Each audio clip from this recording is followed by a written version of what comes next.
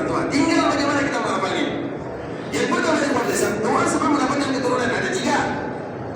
Doa ingin mendapatkan keturunan, bagi yang mempunyai keturunan dan ingin meminta keturunan, diajarkan oleh Allah dalam Al-Quran semuanya. Rabbi habli minas salihin, ya Allah berikan kepada anak yang saleh. Yang pertama. Yang kedua, Rabbi habli min ladunka dzurriyyatan thayyibah, ya Allah berikan kepada anak yang thayyib. Yang ketiga, waj'alhu rabbi radiyya, berikan kepada anak yang kau ridai. 3 kalimat ini yang harus selalu diucapkan kaum muslimin.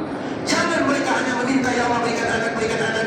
Nanti bisa jadi diberikan anak, anak itu yang membuat dia menjadi susah. Anak itulah bisa jadi anak itu yang menyebabkan dia jauh dari Allah Azza wa Jalla. Kita tak tahu. Bukankah cerita tentang Khidir dan Nabi Musa?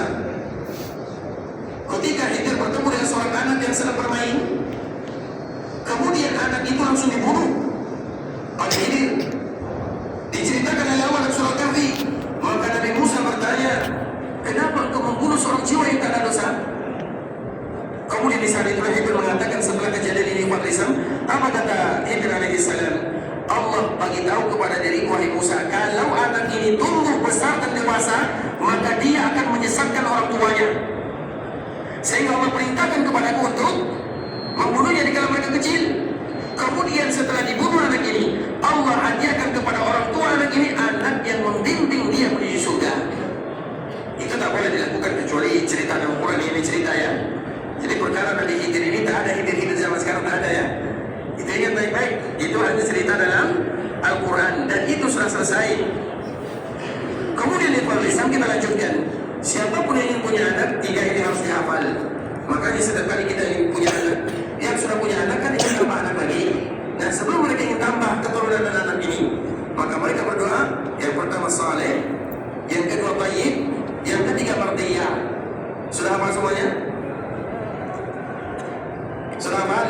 Rabbi habli minas salihin, Rabbi habli min ladunka dzurriyyatan thayyibah waj'alhu rabbi radiyya. Yang pertama dalam surah Safat, yang kedua dalam surah Al-Imran, yang ketiga dalam surah Maryam. Semua ada dalam Al-Quran, semua ada. Itu sebelum punya. Nah setelah punya, apa doanya? Doa yang semua kita hafal. Dan surah Furqan, Rabbana hab lana min azwajina, ini hafal. Tapi baru satu, ada lagi yang lain. Rabbana hab lana min azwajina wa dzurriyyatina qurrata a'yun, berikan kepada kami setelah kau berikan anak ini, setelah dia lahir, jadikan mereka qurratu a'yun, jadikan mereka yang menyejukkan mata kami.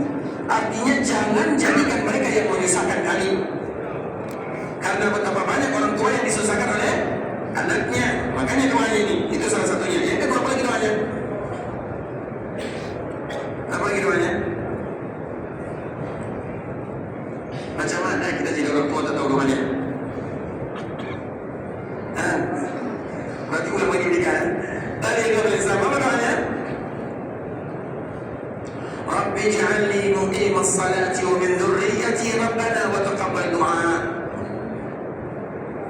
Ini tak boleh ditinggalkan kaum muslimin, mesti setiap hari harus kita baca. Bukankah di antara salah satu keinginan kita di sini datang beribadah kepada Allah adalah agar Allah berikan kepada kita hadiah keturunan yang saleh dan salehah? Jadi kita harus tahu apa kewajiban kita sebagai orang tua. Makanya tadi kita sebutkan bahasa kita itu terlalu rendah dibandingkan dengan bahasa Al-Quran dan bahasa Nabi Sallallahu Alaihi Wasallam. Makanya contohnya tadi, orang ini berdoa, ya Allah dulu 17 tahun sebelumnya berikan kepadaku anak dan keturunan. Setelah 17 tahun, maknanya anaknya sudah berumur 17 tahun. Allah kabulkan doanya, karena dia berada di Mekah Mukarramah. Allah kabulkan doanya, diberikan anak, tapi dia tak meminta anak yang saleh, anak yang thayyib, anak yang mardiyah. Dia lupa bahasanya. Makanya doa kita itu kadang-kadang banyak kekurangannya. Tapi bahasa Allah sudah pasti yang terindah, bahasa Nabi sudah pasti yang sempurna. Maka latihanlah untuk belajar doa dari Al-Quran dan dari hadis Nabi Sallallahu Alaihi Wasallam. Baik, kemudian setelahnya, kalau sekiranya anak kita, karena anak bagaimanapun yang Islam pasti ada kelakuan-kelakuan yang tidak bagus, semuanya. Tapi apa doanya? Disebutkan oleh Allah Subhanahu Wa Taala dalam Al-Quran, juga dalam surah Al-Ahqaf. Tadi surah Ibrahim ya. Kemudian disebutkan oleh Allah Subhanahu Wa Taala dalam surah Al-Ahqaf ayat 15. Aslih li fi dzurriyyati inni tubtu ilaika wa inni minal muslimin. Para ulama menyebutkan siapapun yang selalu membaca doa ini, Allah akan perbaiki anak dan keturunannya. Maaf ya. Bahkan salah seorang ulama yang pernah mafudhat beliau di Fathul Islam, dia mengatakan kalimat ini, ya Allah, aku sudah tak sanggup lagi memperbaiki anak dan keturunanku. Aslih li fi dzurriyyati. Allah perbaiki anak dan keturunannya. Jadi ada 3 yang tadi kita sebutkan. Sudah hafal semua?